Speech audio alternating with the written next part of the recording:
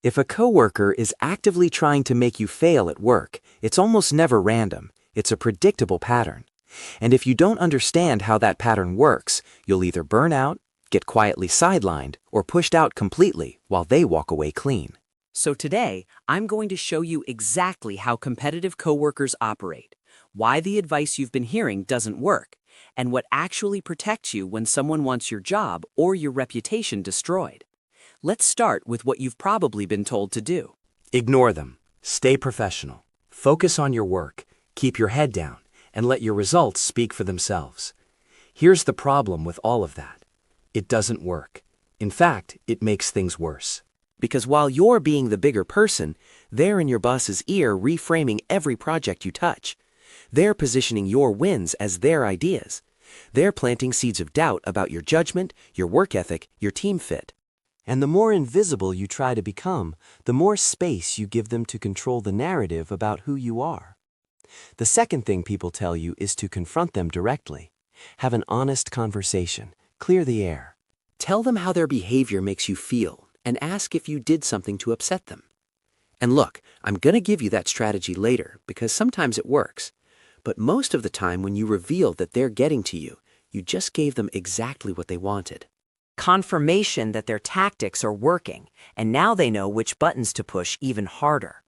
So if ignoring them doesn't work and confronting them is risky, what do you actually do? You need to understand what you're dealing with first. Competitive coworkers who want you to fail operate from one of two places. Either you're a genuine threat to something they want, or they've identified you as someone they can use as a stepping stone. Let me explain the difference, because your strategy changes depending on which one you're dealing with. The first type sees you as a threat.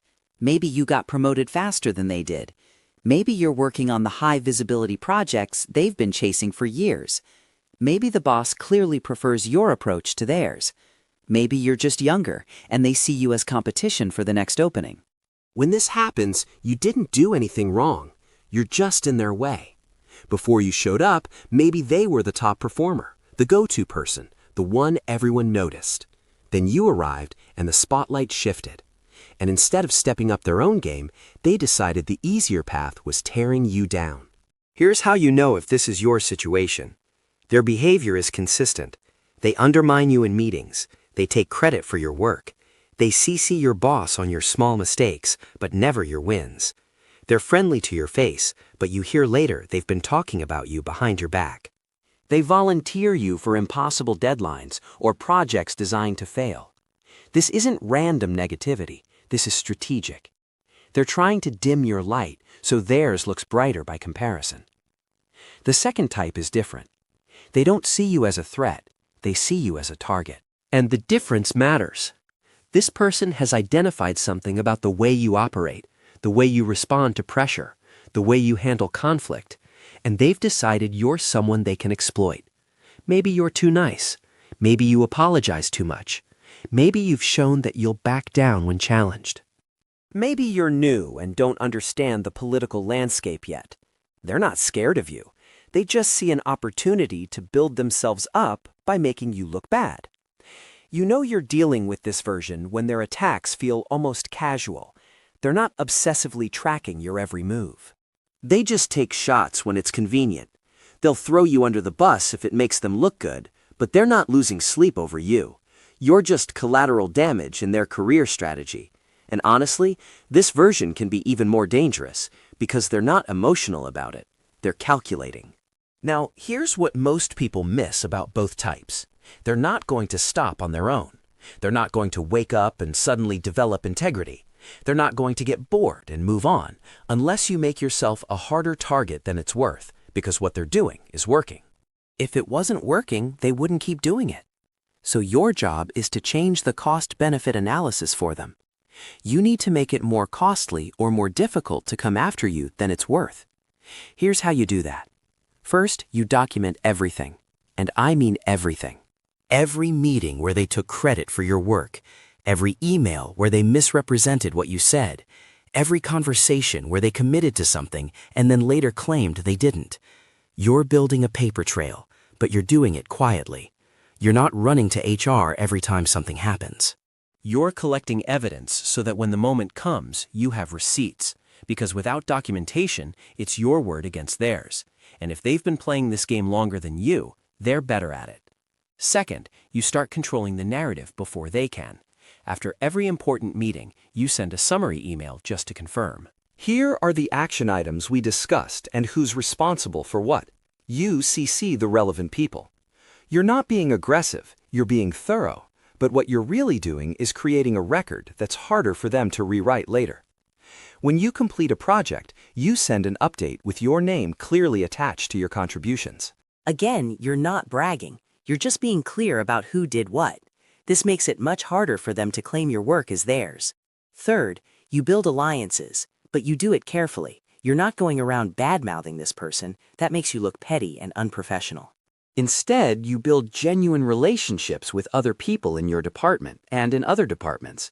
You make yourself visible to people beyond just your immediate boss. You contribute in meetings. You help colleagues when you can. You become known as someone reliable and competent, because if this competitive coworker tries to trash your reputation later, there are already people who have their own experience with you that contradicts whatever story they're trying to tell.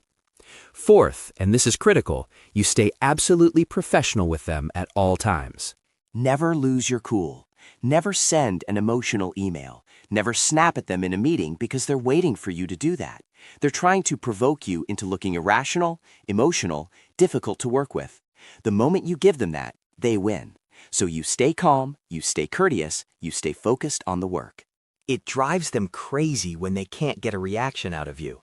And it protects you because if this ever escalates to HR, you want to be the one who stayed professional the entire time.